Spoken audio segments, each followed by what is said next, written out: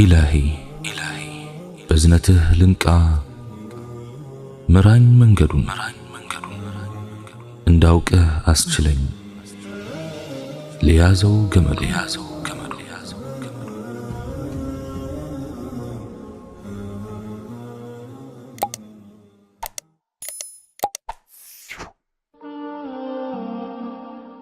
الحمد لله والصلاة والسلام على رسول الله وعلى آله وصحبه ومن والاه. السلام عليكم ورحمة الله تعالى وبركاته. ወንድሜ ሆይ ምንም ቢደርስብህ ታገስ። እርግጠኛ ሁን፣ በትዕግስት ምንም የምታጣው ነገር የለም።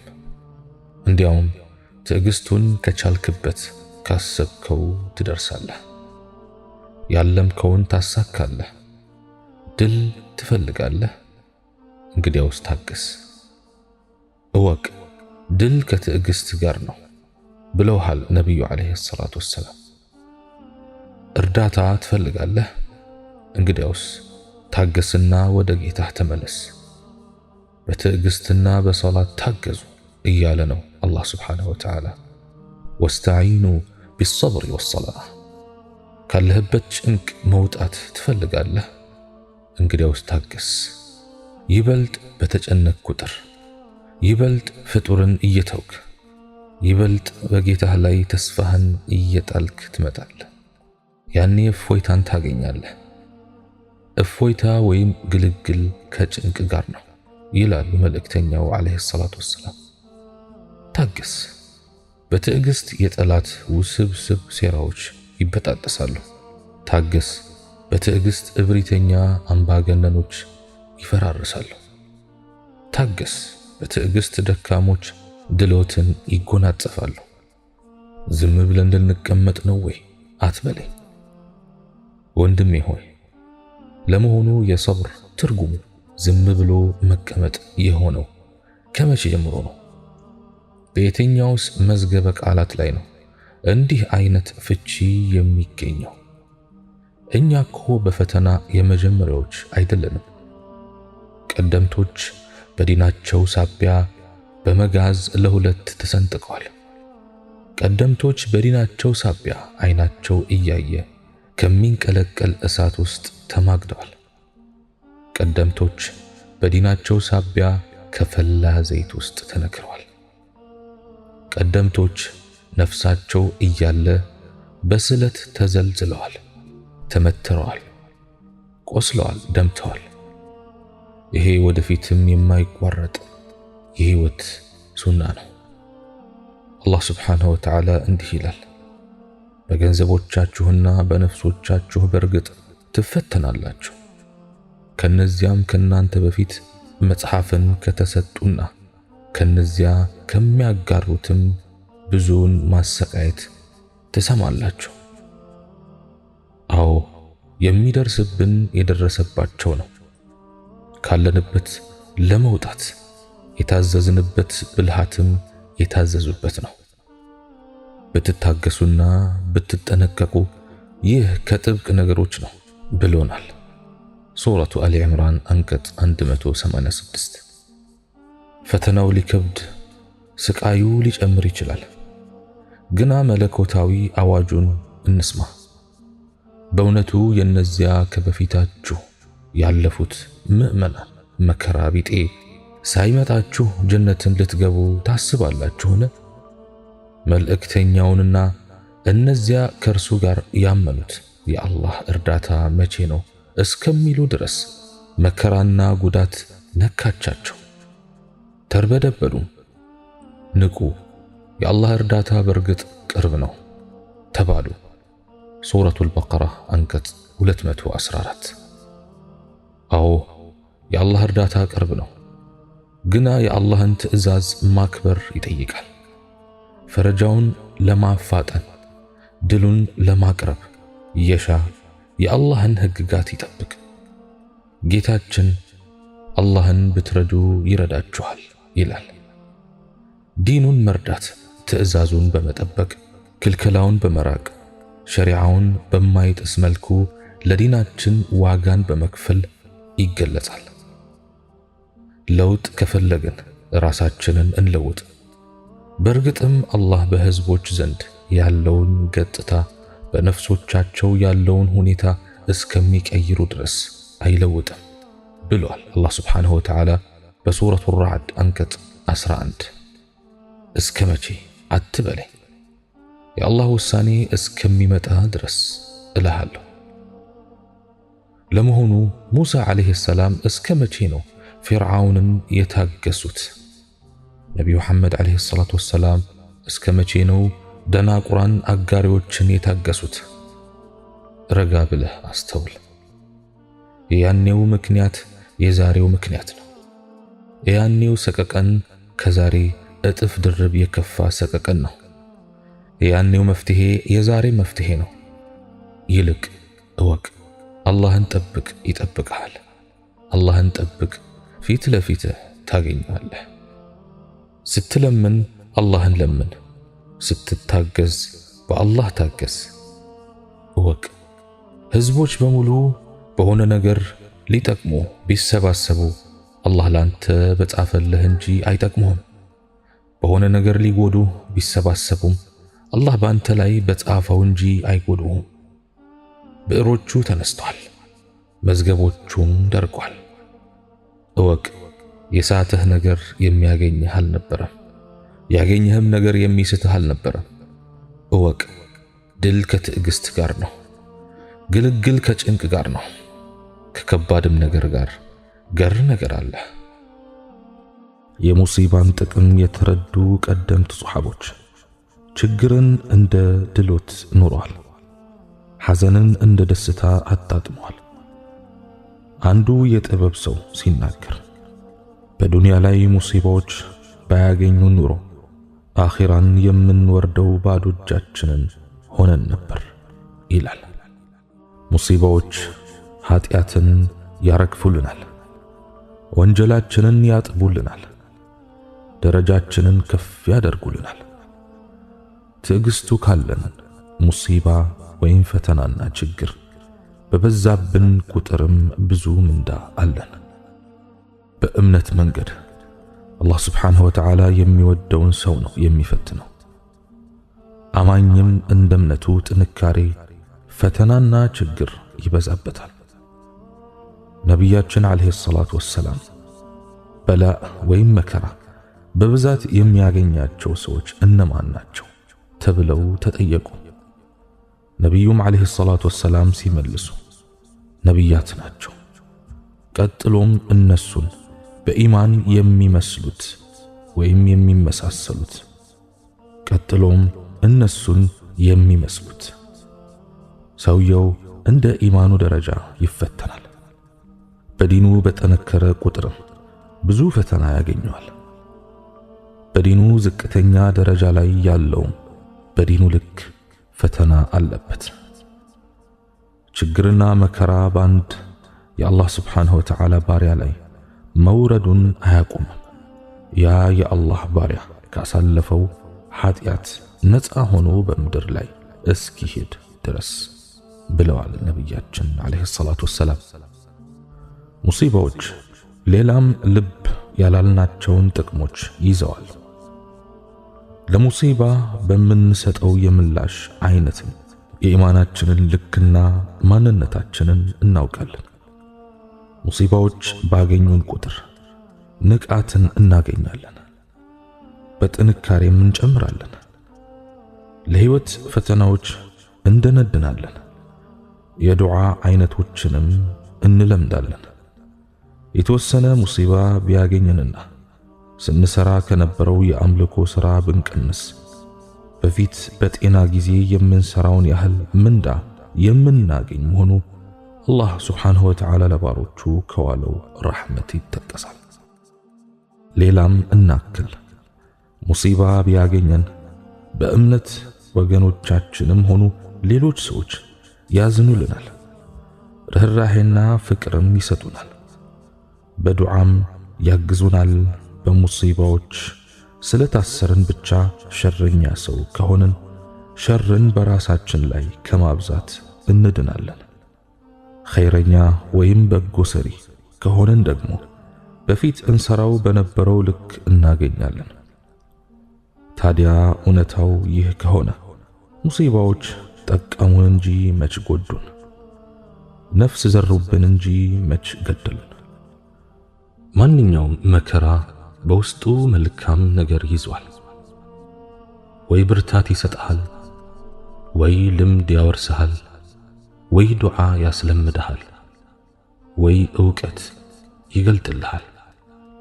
ሸይጣን ግን ይህን ሁሉ የመከራን በጎ ክፍል ይደብቅና ጨለማውን ጎን ያሳያል።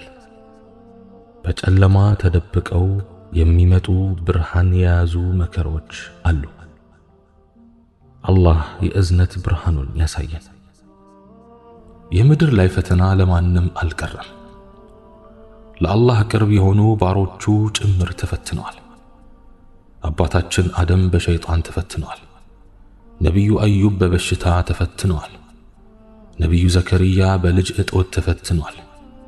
ነቢዩ ያዕቁብ በልጆቻቸው ጥመትና በጠፋ ልጃቸው በነቢዩ ዩሱፍ ናፍቆት ተፈትነዋል።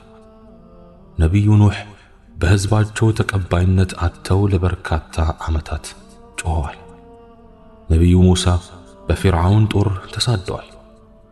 ነቢዩ ሙሐመድን ዓለይሂ ሰላቱ ወሰላም ቁረይሾች ተከታትለው ሊያጠፏቸው ሞክረዋል። የቲም ሆነው ከማደግ ጀምሮ እስከ ልጆቻቸው ሞት ሁሉን ፈተና ቀምሷል። ምን ያሳስበናል? ባልሰራነው ሥራ ስማችን ጠፍቶ ባልዋልንበት ውሎ ክብራችንም ተነክቶ ከሆነ ከኛ የሚበልጡ በርካታ ደጋጊ አላህ ባሮች ኑረውበታል፣ አልፈውበታል። ሰዎች የፈጠራቸውን አምላክ አላህ ስብሓንሁ ወተዓላ ጭምር ሳይፈሩና ሳያፍሩ ወንጅለውታል።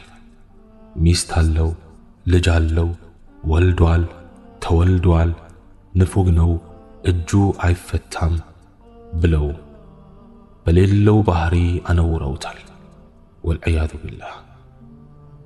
ያውም እያበላቸው እያጠጣቸው ነው እንዲህ የሚያደርጉት። በንጹህ ከባቢ ያደገችዋን ንጽሕት መርየምን ንጽሕናዋን እያወቁ ያለ ጋብቻ ዲቃላ ወለድሽ ብለው ስሟን አጥፍተዋል። መናፍቃን የነቢያችንን ዓለይሂ ሰላቱ ወሰላም ባለቤት እናታችንን እመት ዓኢሻን ረዲየላሁ ዐንሃ በዝሙት አነውረው የእሷንም የተከበሩ ባለቤታቸውንም ክብር ነክተዋል። ነቢያችንን ዓለይሂ ሰላቱ ወሰላም ነቢይነታቸውን እያወቁ እብድ ድግምተኛ ብለዋቸዋል። ብንነወር ብንታማ ከኛ የበለጡ ጻድቃን ሁሉ ተነውረዋል።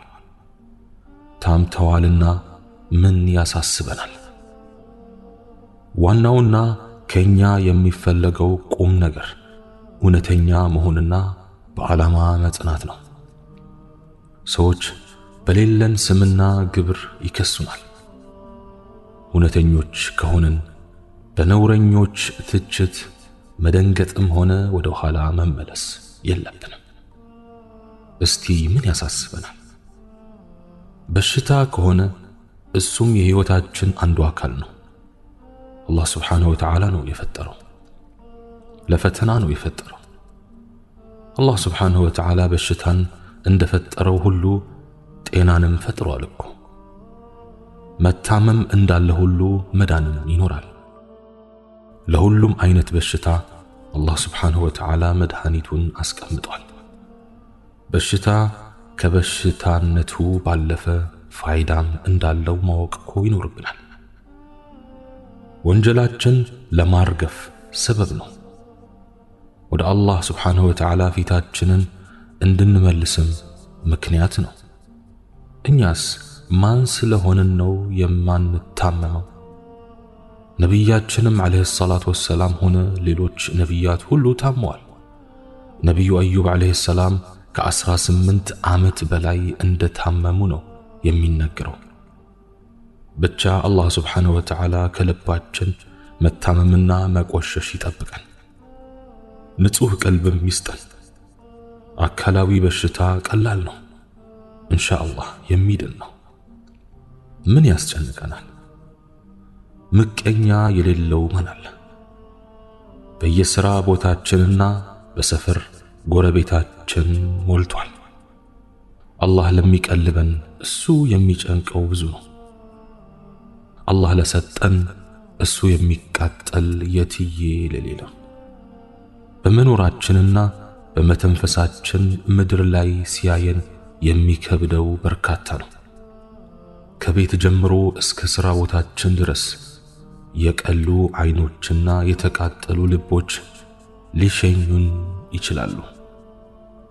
በመልካችን፣ በቁመናችን፣ በእውቀታችን፣ በስልጣናችን፣ በሀብታችን፣ በሰው ዘንድ ባለን ተወዳጅነት፣ በትዳራችን፣ በምንለብሰው ልብስ፣ በምንበላው ምግብ፣ አላህ በለገሰን ልጆች፣ በሰራነው ቤት፣ በምንነዳው መኪና የሚቀኑ የሚመቀኙ አሉ።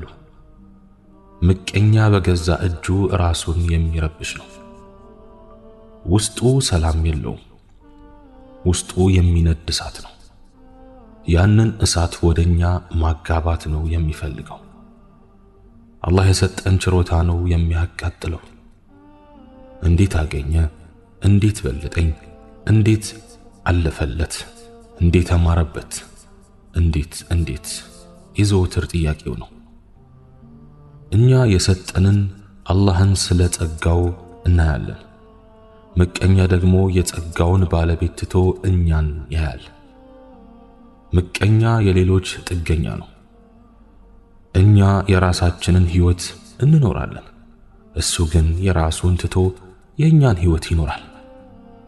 ከራሱ በላይ የእኛ ሕይወት ያሳስበዋል። ከራሱ ማግኘት በላይ የእኛ ማጣት ያስደስተዋል። በየዘመኑ የዚህ አይነት ሰዎች አሉ። የእኛ እንጂ የራሳቸውን ሕይወት አይኖሩም። አጂብ! ለምቀኛ ትኩረትም ሆነ ቦታ መስጠት የለብንም። ከሱ መራቅ፣ መናቅ፣ መደበቅና ከክፋቱ በአላህ መጠበቅ ነው የሚያስፈልገው። ወሚን ሸር ሐሲድን ኢዛ ሐሰድ። አላህ የልቡን እሳት ያበርድለት። አታስብ ወዳጄ፣ መበደልህ ያሳስብህ ይሆናል። ያለ አግባብ የተሰራብህ ግፍ አንገብግቦህ ይሆናል።